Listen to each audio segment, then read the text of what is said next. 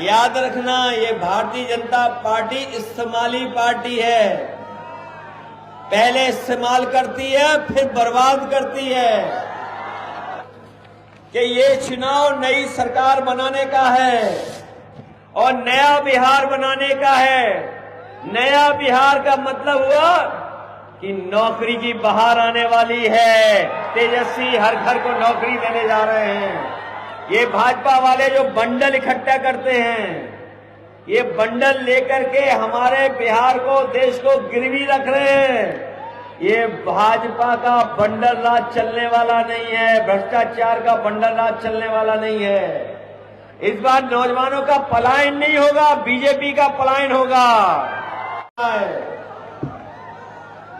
और न केवल सरकार बनने जा रही है, बल्कि आपके प्रत्याशी अजीत कुमार जी भी ऐतिहासिक वोटों से जीत करके जा रहे हैं। इधर सुनने को मिल रहा है कि बीजेपी के लोग बड़े बड़ा ऐलान कर रहे हैं, अकाउंट में भी पैसा भेज रहे हैं। सुना है कि अभी 30 साल की सरकार में 10,000 रुपए अकाउंट में पहुंचे हैं। और अगर उन्हीं का हिसाब किताब हम लोग ठीक मान लें तो जिन्होंने 15 लाख पहुंचाने की बात कही थी, 10,000 पहुंचाया है, वो भी उधार का पहुंचाया है। तो बताओ बकाया कितना है? अभी 14 लाख से ऊपर बकाया है। अभी इनसे 20 साल का हिसाब किताब नहीं लेना है, 30 साल का हिसाब किताब लेना है।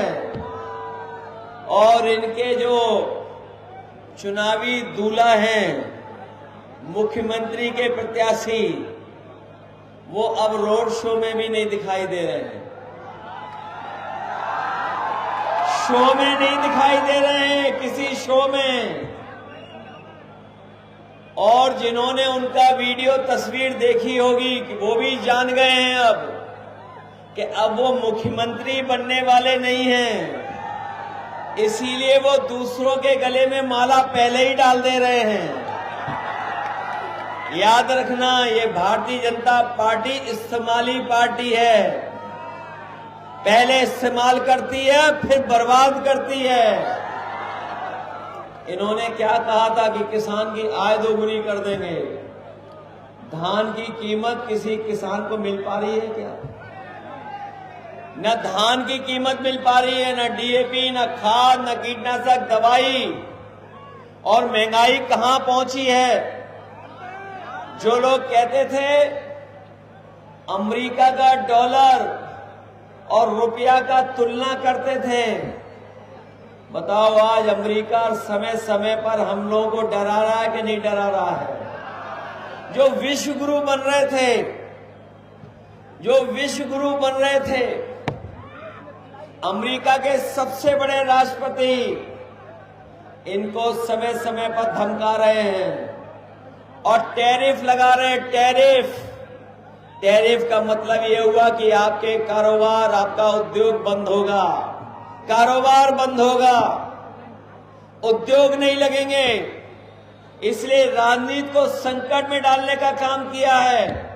और हम महान बिहार की जनता का धन्यवाद देना चाहते हैं। ये महान जनता वो है, अगर कभी राजनीति में या कहीं भी संकट आया होगा तो बिहार की जनता ने उस संकट से निकालने का काम किया होगा। इसलिए मैं आपसे कहना चाहता हूं कि ये चुनाव नई सरकार बनाने का है और नया बिहार बनाने का है। नया बिहार का मतलब हुआ कि नौकरी की बहार आने वाली है। तेजस्वी हर घर को नौकरी देने जा रहे हैं। ये भाजपा वाले जो बंडल इकट्ठा करते हैं, ये बंडल लेकर के हमारे बिहार को, देश को गिरवी रख रहे हैं। ये भाजपा का बंडल राज चलने वाला नहीं है, भ्रष्टाचार का बंडल राज चलने वाला नहीं है। इस बार नौजवानों का पलायन नहीं होगा, बीजेपी का पलायन होगा। जहां सौहार्द की जीत होने जा रही है, वहीं बिहार की जनता नया इतिहास लिखने जा रही है और भारतीय जनता पार्टी को बिहार से बाहर करने जा रही है।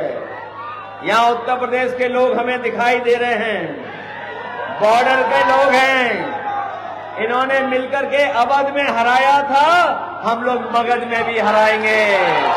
मगध में हराओगे, इसलिए हराओ और हमारे गठबंधन के प्रत्याशी इनको जिताने का काम करना। अजीत कुमार जी को